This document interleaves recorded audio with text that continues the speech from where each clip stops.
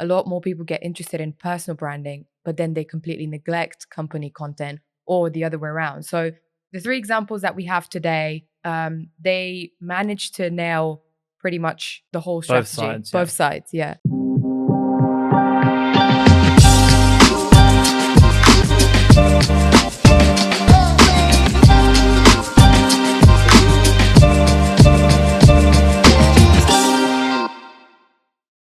Today's episode, I feel like it's an important one for us because it's a topic that's very dear to our hearts and it's something that we bring up with our clients all the time. So B2B content strategies, not just about company or just about personal brands. It's both. Combination of both, for sure, yeah. I think when we think about the sheer amount of touch points that B2B buyers have with brands now, that's only increasing year on year, month on month. There's some interesting statistics here, just on from 1.5 million data points from SaaS businesses from MQL to close. 54 touch points and 723 impressions to reach MQL, 87 touch points and 1,068 impressions to move to SQL. That's a lot. And then 81 touch points and 836 impressions to close. So if you think that's on the conservative end of how many touch points a buyer will have with a business, which is why kind of content comes into play now. If you think of it from an ad perspective, if you were to have 54 touch points to get to an MQL of an ad, you'd be spending thousands, tens of thousands per person, especially if you're advertising on LinkedIn, which is why content has become core to B2B strategy right now as it is. And that, like we've said, is a combination of both company content, all the content that you're putting out on social channels, all the content on your website, combined with personal brands as well. It's not a case of, okay, we can just post on our LinkedIn page and that will be it. It's a case of we need a company page and multiple people with personal brands, leadership figures, mid-management, lower down the chain, posting about the business, about their challenges and stuff like that. Sadly, that's 5 to 10% of B2B businesses that we see now that are doing this really effectively. And 5% is a small number. 5% is a very small number. Most people just think that a company page is enough to distribute content. Oh, there's 10,000 people that follow. 20% of those people might be our ICP and the content will get seen, but that's just not the case. So that's why now it's moved to a combination of both rather than just having content that sits on your website, content that sits on a company page.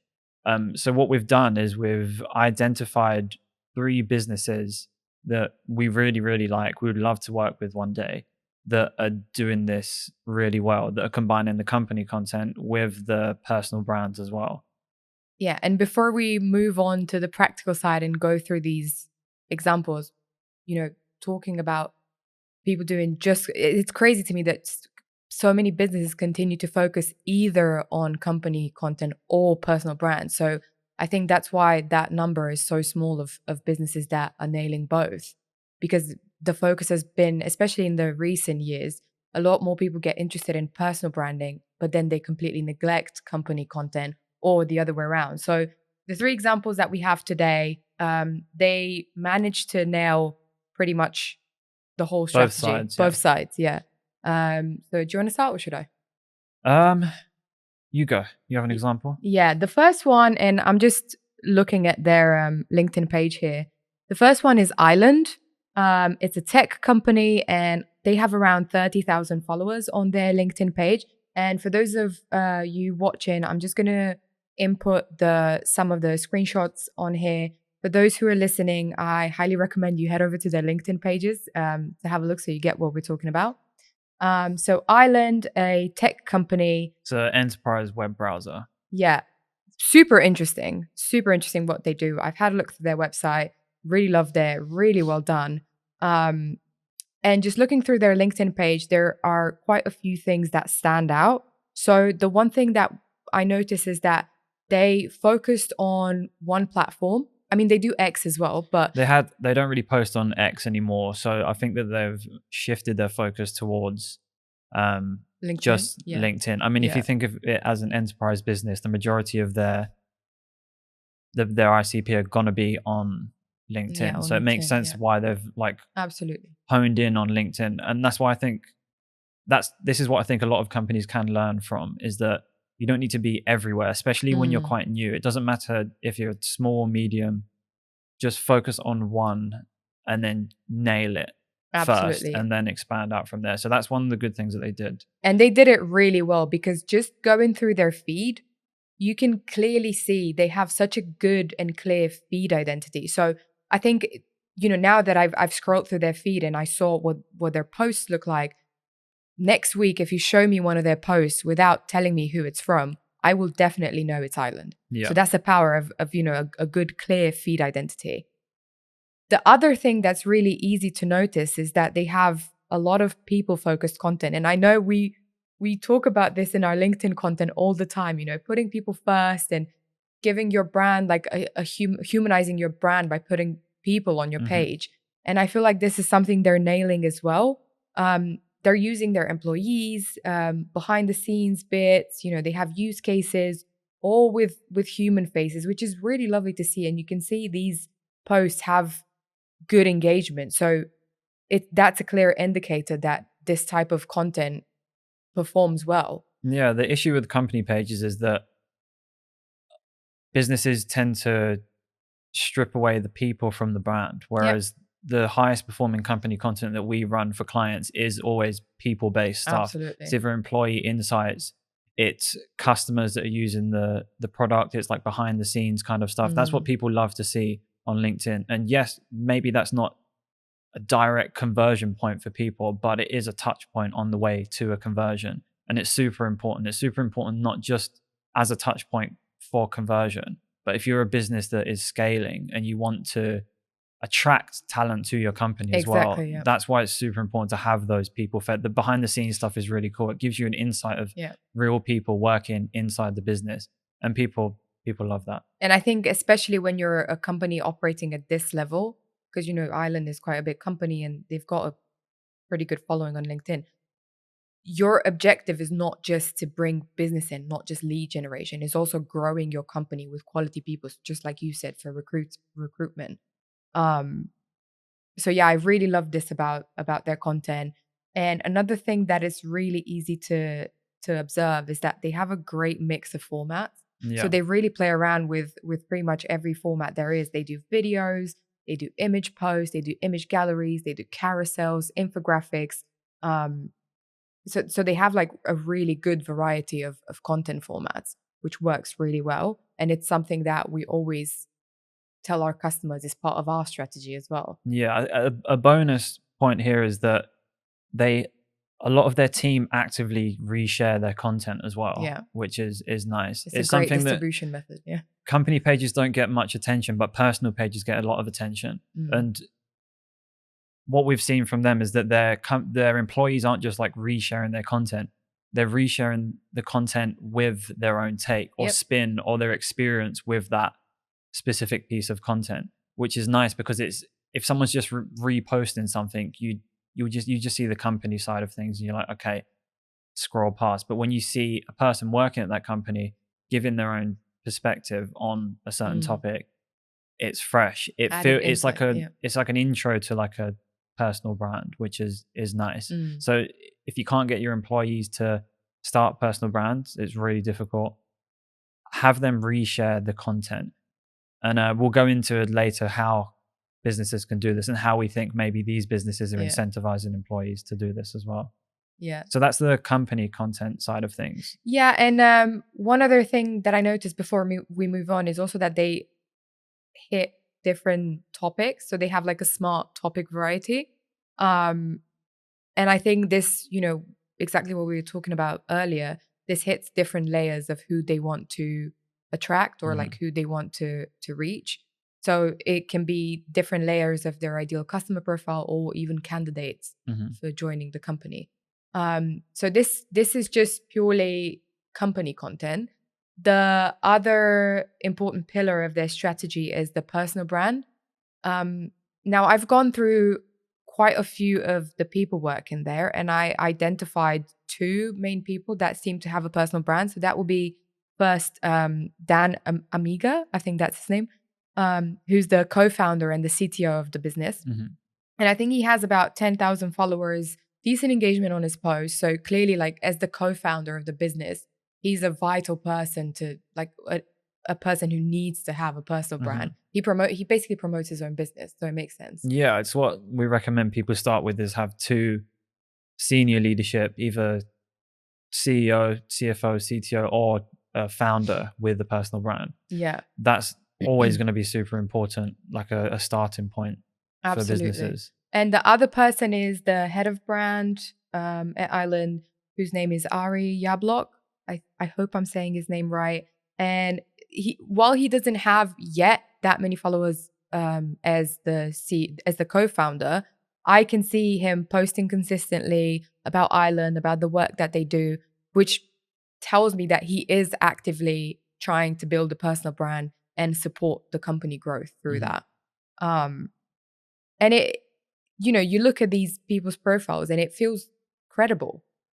It Yeah, makes you want to you have learn to think more. that a lot of Yeah. their connections and followers are going to be relevant people, either directly or indirectly. And this is where we'll also go into like dark social again, is that a lot of their Mm. connections are going to be seeing these senior leadership figures. One, they're credible, as are the founders or senior leadership. And so their connections that are relevant are going to be seeing their content. And then that content Yep. can also be forwarded, liked, sent. It will come up in other people's feeds as well. So that's why it's really important. And I think just obviously they're doing a great job with their content strategy. The one thing I would have loved to see more of is more people in the company, advocating for Ireland. Yeah. More super fans, as we like to call them. Because I didn't really like, I looked through a lot of people that are in their leadership teams or like C-suite, etc., and they don't actually have like personal brands at all.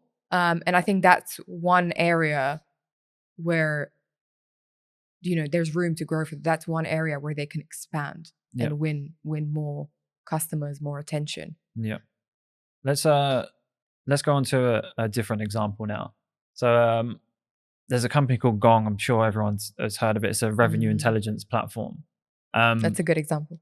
Really, really good content, but very different. They've taken the kind of mixed approach where it's kind of light-hearted, meme Mm, based, as well as with a kind of formal style of content as well. And they've mixed it in, which is rare. Usually people lean towards completely on the nose or yeah, like either or. or Yeah. very formal. So it's nice to see that they've mixed the two in, and I'm sure it's working well for them. It looks like it's working really well for them. And I think this is a good example for people who are always questioning whether or not memes have a place in B2B marketing, because I feel like Gong do it really well. It does, but it has to be who you are and a part Yeah. of your Yeah. strategy. It's not something you can just test for a week. And I know I've said this before on LinkedIn.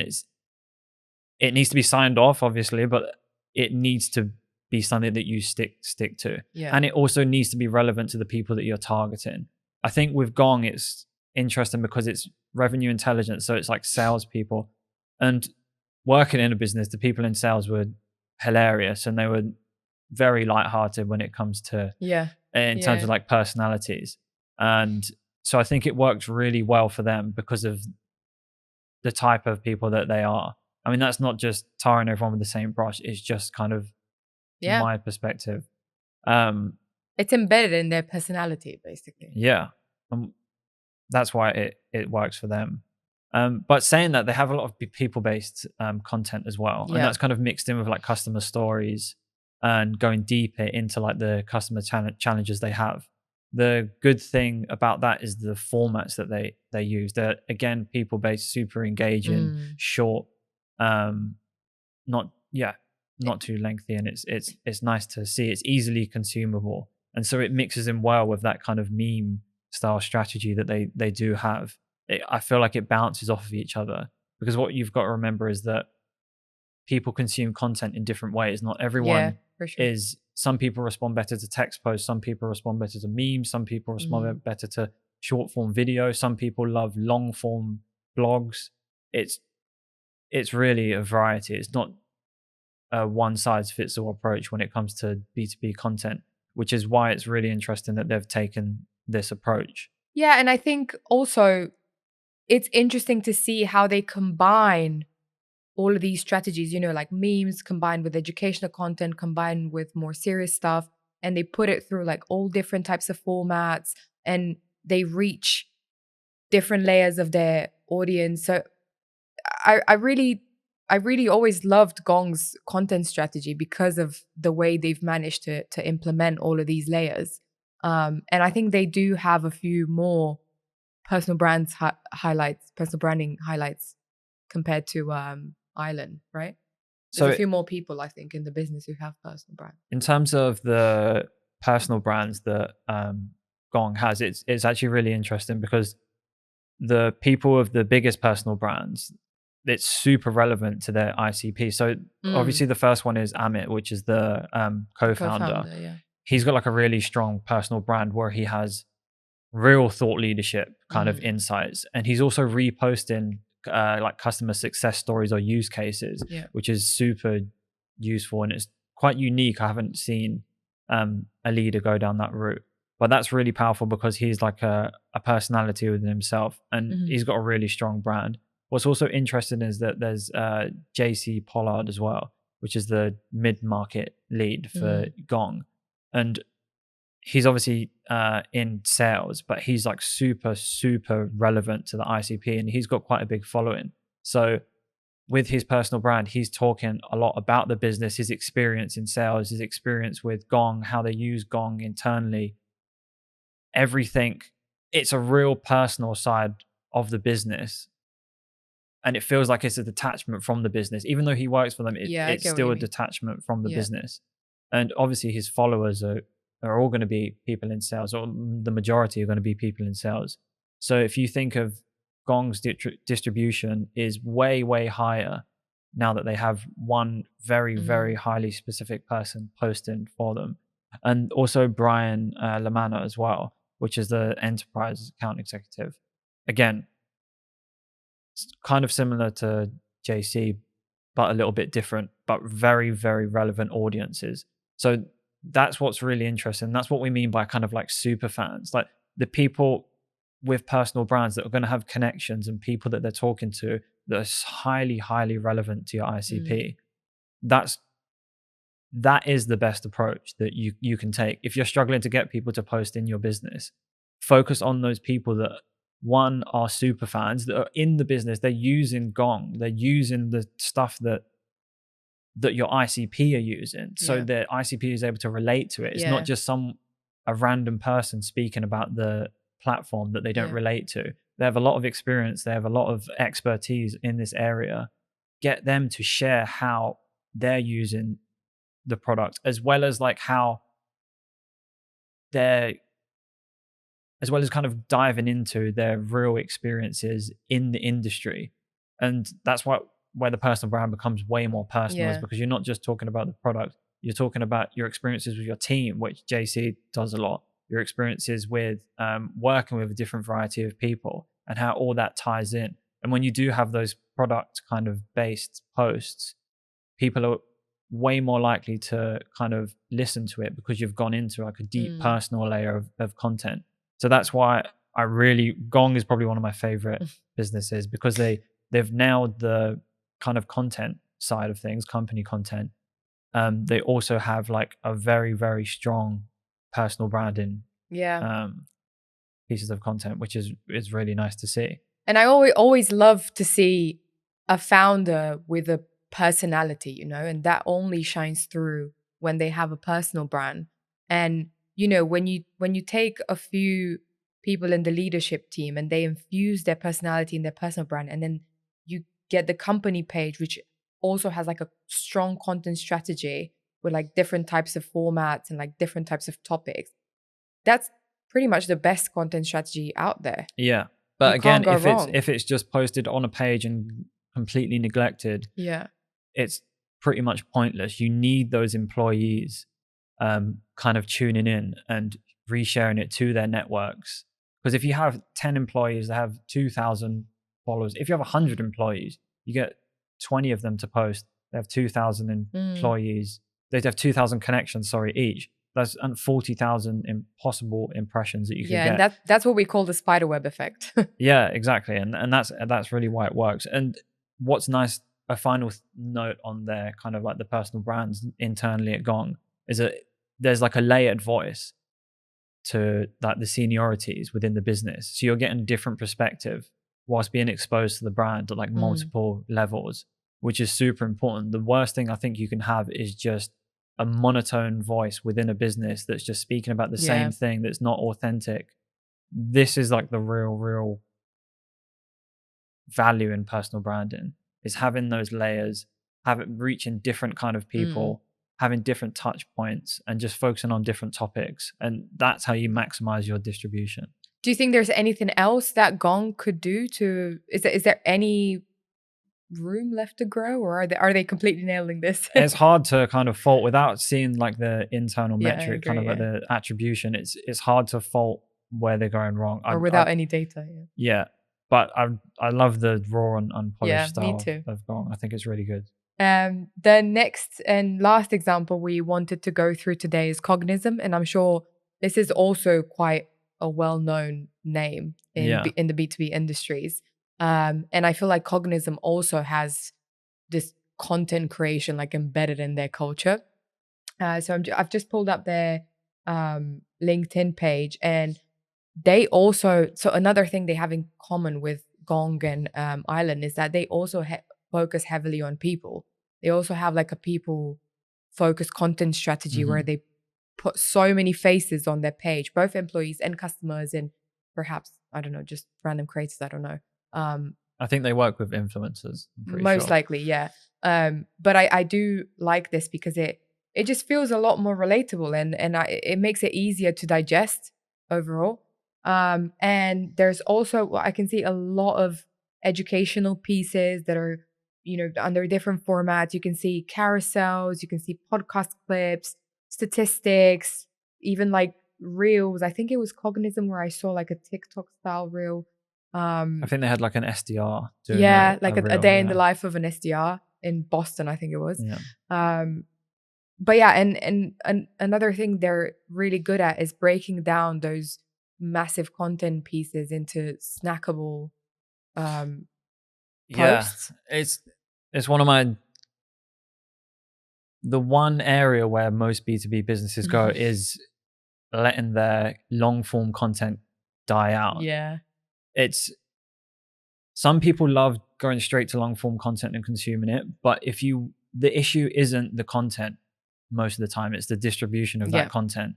You need to be breaking down that long form content into like micro pieces of content, and not just random micro pieces of content. The content needs to be highly relevant. So if you can strip out all of like the top points, quotes, statistics from like a long form document, and then repurpose that into like bite-sized pieces of content.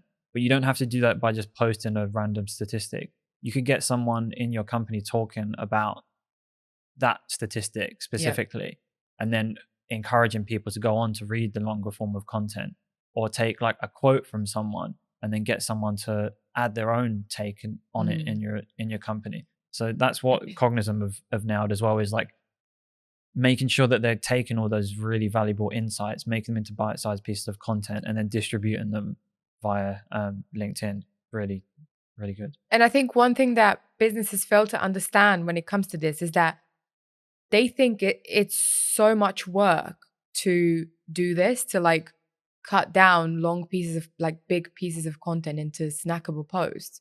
But it's actually what makes the content strategy a lot simpler, and it accelerates the whole content creation process, because you don't have to think about a new post every time. You just put so much energy into building, into creating this big piece of content. Like, I don't know, maybe like it's a big blog or like a huge white paper or something like that. You have so much valuable information there.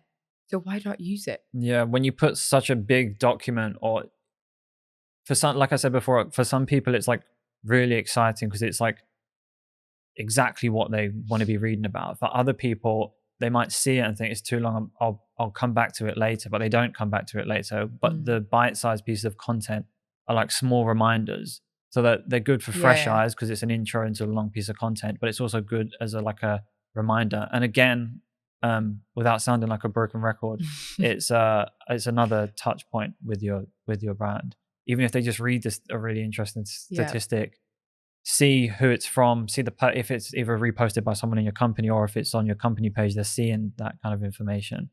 And I think, and I've noticed this with some of the stuff that we've been doing as well, is that, you know, when you only share the big, let's say it's a blog, right? You only share that blog as like a blog link. Mm-hmm.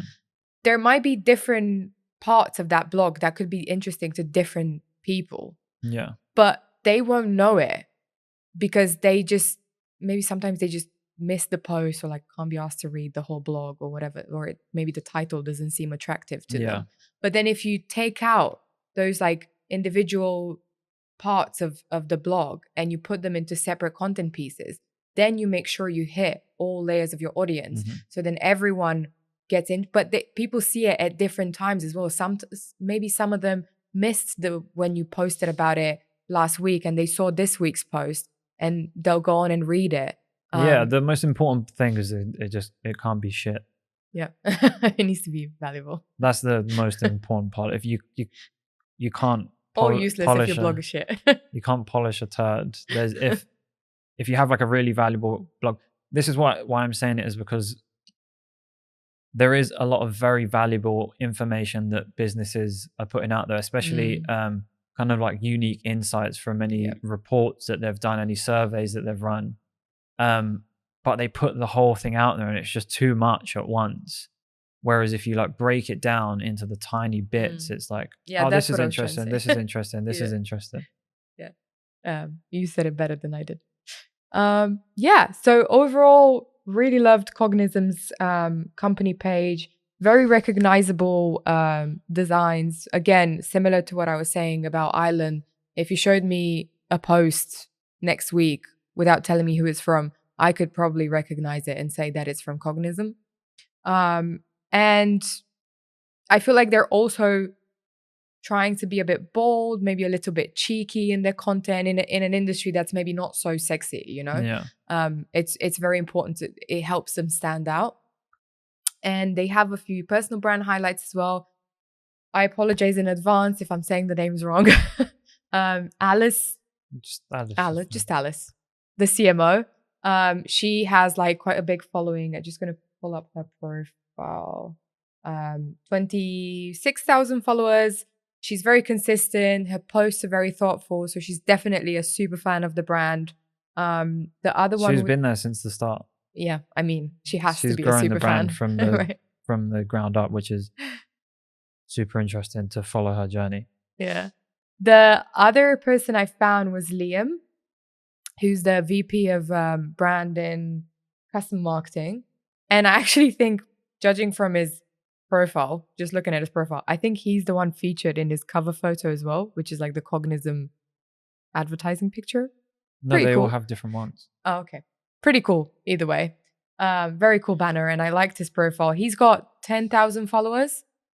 He also posts consistently, and he always brings like fresh takes on and his own point of view on the industry, which I found is like an important pillar of their content strategy. So yeah, overall, 3 super brands that we identified and loved. Anything you might want to add for Cognism? Is there any room to grow or?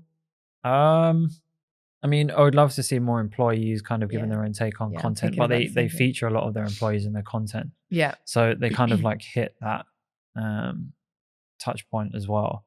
Yeah, not really. They've kind of they're nailing it. Kings of content, Cognism. So they're doing really well. Really like their content. Should we do what's that called? TLDR for people. Too long didn't read. Too long didn't read. Too long didn't listen. For people who were too lazy to sit through the whole. That's TLDL. TLDL. Yeah. Let's summarize.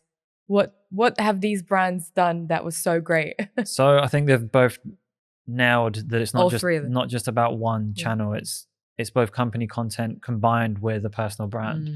Everyone says company pages are dead. They're not. They just need to be used in the right ways.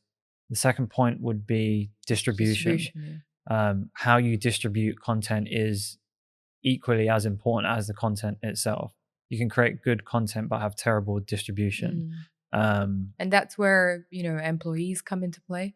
Yeah. The spider web effect that we were talking about. Yeah. Formats also matter as well. So the variety of formats that you do use, you don't need to be using every format under the sun. But if you find a few formats that are really working well for you, double down on those and keep doing that. And stay consistent. Stay consistent. Yeah. Don't give up. Like I mentioned before, the statistics on touch points. There's a hell of a lot of touch points. Yeah. I'd say consistency is key, as with everything. Do you think, one last question before we wrap up, obviously the brands we spoke about, they're quite big companies, right? Do you think this is an easy strategy to implement if you have a smaller growing business? When you think about, obviously building a content strategy for your company page and then having the personal brands, it might sound like a lot of work for someone who's, in the beginning, for smaller companies, say like, I don't know, 20 to 50 employees. Do you think it's actually easier for smaller companies because there's less people in the company, or is it more difficult because it's a complex strategy? Well, you got to think that these examples, they have entire content teams that have been doing this for years and years. Some of them might work with agencies as well, so you've got to take that into consideration. If you're a smaller business, my ideal approach would be to have 1 to 2 people. If you're a small business, I'm talking like 20 people or less, have 1 to 2 people in the business, leadership figures or super fans, like we said, posting consistently on LinkedIn, sharing their thoughts, ideas, their perspective, tying in the business where they can, not being too salesy, but it's also completely okay to sell. LinkedIn we're being told that it's not okay to sell. It's okay to sell, but do it in a creative way. Have regular company content as well that kind of highlights all the stuff that's happening inside your business, updates, any kind of unique insights, reports that you do. Create bite-sized pieces of content for that, and then build out from there. I would say that is your key starting point. And then also build your audience as well. Like the one thing you should be focusing on is building like a community and an audience. That's both on the personal branding side with connections and on the company side with kind of like followers. And then the final part would be to get your employees to distribute the content with their own take. And it's really difficult to do. Usually it will last a week and then people just give up. The one way that you can do it is to kind of like make it into a game. For the employees, either incentivize it or make it into like a kind of like a game. That's one way that you can do it. There's so many other ways that you can do it, but you could tie KPIs to it. But just incentivize it, make it fun, embed the content in your company. And this takes a long time. It's not like you can just wake up, go into the office, say content is company culture and everyone follows along. I think they need an incentive. But this is really, if you don't have content marketers in-house or a marketing manager or anything like that, it's really difficult to get off. It's almost impossible to get off the ground. And I think in those situations, like having a clear structure and sticking to it is going to be key, because we've seen so many like small businesses, either there's one intern that starts doing it and then the intern leaves in 3 months and then the company doesn't post 3 months. You need to work with an agency, or you need to work with a contractor, or just someone internally to keep you accountable and to keep you on track. There it is. Metrics. You gave away a free strategy for businesses who need a content strategy. This is it. If you're a small business. But that would be my suggestion. There is no right way. There is no good advice. But that's the direction I would choose. Just a nudge in the right direction. Okay, cool. This was an insightful episode. I hope Cognizant Island and Gong appreciate our mentions. We'll tag them below and see what they say. The only thing I would say for people listening is, as a challenge, if you want, to just go and analyze your personal brand and your company page and see if they're in alignment and see how consistent you've been over the past 6 months. This is something we're definitely trying to keep up. We've been working really hard on our personal brands, and I feel like we infuse our personalities into our personal brands as much as we can. We repost everything on our company page, and now we have this podcast as well, which is a great piece of content. So yeah, looking forward to feedback in the comments. Cool. Thank you very Moving much. on to the next episode. Thank you.